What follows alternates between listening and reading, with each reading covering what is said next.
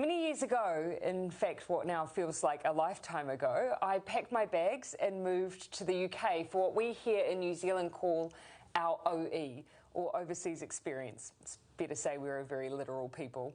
My OE took me to a fantastic role. I was a policy advisor in the Better Regulation Executive in the Cabinet Office for the UK Civil Service. Part of my job included interfacing with the CBI, the IOD and FSB.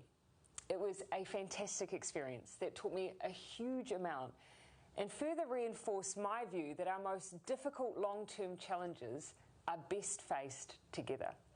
So once again, thanks for having me. I know the strength and size and importance of your organisation well. Now, I know that we have all been incredibly focused on the global pandemic that is COVID-19 for the past 20 months, doing all we can to protect our people and our industries amidst enormous challenges and a great deal of uncertainty. Zoom and Teams have firmly entered our collective lexicons as we all become little more than floating heads on screens, much as I am now. But we have united, we have adapted. COVID has forced us to do things differently, to carve our own paths, and with that adaptation also comes opportunity. The opportunity to not only do things differently, but better, as we all continue our recoveries. I know we are still amid a pandemic, but it's hard not to already see that we've learned some lessons, significant lessons from COVID, like how connected we all are, how interactive we all are, how no country in the world is immune to a challenge at a global scale, one that affects us all. And there has been one challenge that unites us all, one we are facing and were facing before COVID, and one which we will continue to face after, and that's climate change. Let me take this opportunity to acknowledge you, the leaders of business, not just for how you have adapted throughout the pandemic, but for the way many of you have seized on the opportunity to contribute to a greener and more sustainable recovery. I know that striving to be cleaner and greener requires time and significant investment and a long-term commitment to innovation, education and training. And I know that in many cases, New Zealand businesses have been working right alongside you in this endeavour. For instance, supplying accounting software in the case of Xero, a company proudly founded in Wellington, New Zealand, our vibrant capital city. As we look forward, the huge challenge, but also the great opportunity ahead of us all is to be stronger than when we entered the pandemic, or as many have said, to build back better by moving towards a more prosperous, inclusive and sustainable future. I want to thank Prime Minister Boris Johnson not only for hosting this important summit in Glasgow, but also for the UK government's tireless work in driving forward an ambitious agenda. Because the threat of climate change demands ambition from each of us. For this reason, here in New Zealand, we continue to take action. As a government, we're increasing our climate finance commitment to 1.3 billion New Zealand dollars as a contribution towards collective efforts. This represents a quadrupling of the climate aid we will provide to countries most affected by the climate crisis. This includes in our own region, the Pacific, where the majority of the support will go. At least half of the support will go towards adaptation, helping countries to protect lives, livelihoods and infrastructure from the ever-increasing effects of climate change. We're also accelerating our efforts to reduce emissions. Limiting temperature rise to 1.5 degrees is both at the heart of our international efforts, but also our domestic legislation. We're now delivering our detailed plan for how we'll meet our emissions reduction targets, transition our economy, and ensure this transition is fair and equitable. And just a few days ago, we were proud to become the first country in the world to pass a law that introduces mandatory climate-related reporting for the financial sector. These requirements are aligned with the internationally recognised Task Force on Climate-Related Financial Disclosures recommendations. What gets measured gets managed. And there are trillions of dollars of undisclosed, unmeasured and unmanaged climate-related financial risks around the world. We cannot address the climate crisis if investment is flowing in the opposite direction to where the world needs to go. We commend the UK, Switzerland, those others who are making similar steps towards mandatory climate-related disclosure, and encourage others to join us, because we are at our strongest when we act together. New Zealand is a champion of the World Trade Organization and is chair of APEC this year, and through our bilateral and plurilateral trade agreements is leading the charge to trade back better through the establishment of new rules and norms that support sustainable development. And there is no better place to start than with New Zealand's free trade agreement with the United Kingdom, one of our closest friends and partners. Agreed in principle last month, it will significantly drive our economic recovery from COVID, and it has some very modern features.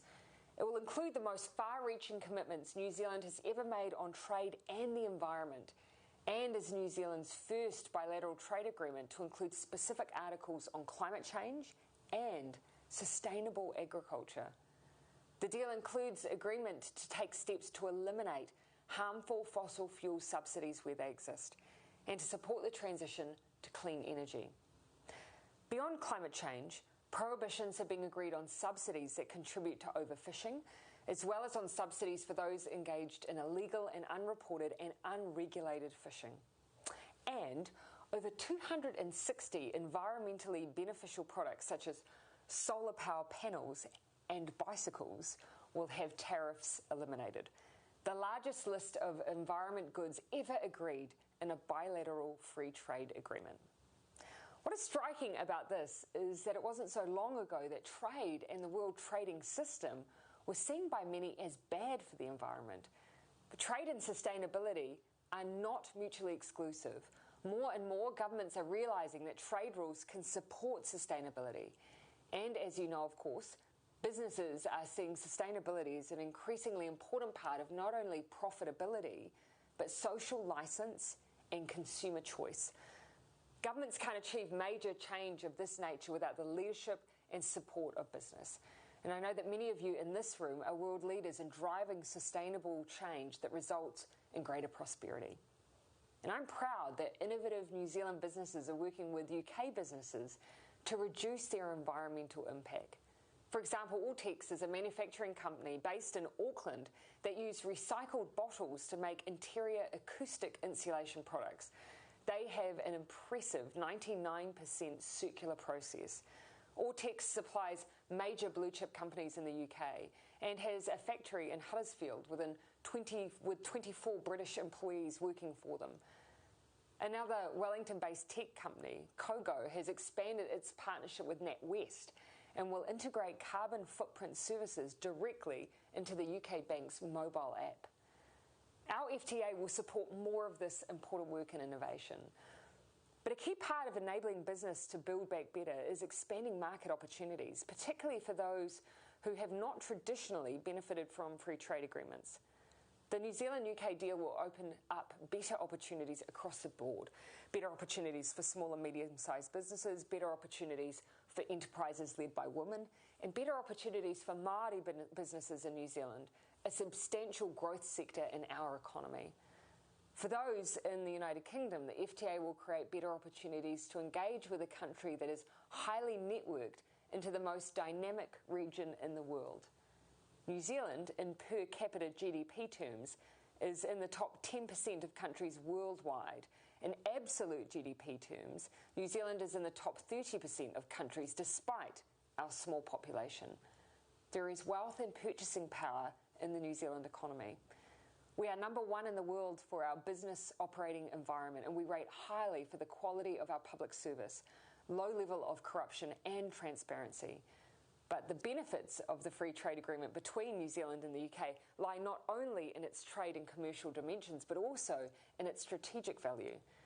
We warmly welcome the United Kingdom's focus on expanding links with the Indo-Pacific, where New Zealand plays a proactive and important role. New Zealand was instrumental in the first free trade agreement that linked Asia, the Pacific and the Americas coming into force back in 2006. The so-called P4 agreement paved the way for a much more ambitious agreement that ultimately developed into the Comprehensive and Progressive Agreement for Trans-Pacific Partnership, the very snappily titled CPTPP. And the CPTPP sits at the heart of the fastest growing region in the world. New Zealand has always been clear that we see the CPTP as a potential pathway towards the goal of a free trade area of the Asia Pacific, and we have consistently been supportive of growing CPTPP to include those economies who are willing to meet the high standards of the agreement. Right now, we, alongside the UK and other CPTPP members, are working through the process to consider the UK's accession to this agreement. CPTPP would provide the UK with a gold standard pathway into our dynamic region and an ongoing link to the expansion of free trade within the Indo-Pacific. You'd be most welcome to join and to change its name. I should add that our commitment to trade and sustainability and our high ambition on climate and environmental goals extends beyond our agreement with the UK. It is part of New Zealand's contemporary trade agreement agenda across the board. In 2019, alongside other world leaders, I announced the launch of the Agreement on Climate Change, Trade and Sustainability, ACTS, an innovative trade agreement involving New Zealand, Costa Rica, Fiji, Iceland, Norway and Switzerland. Now, this New Zealand-led initiative demonstrates how trade policy and trade rules can drive climate action and advance sustainable development. Negotiations are now well advanced to liberalise environmental goods and services, develop best practice guidelines for eco-labelling and disciplines to eliminate harmful fossil fuel subsidies. The agreement will be open to other WTO members who can meet the established standard.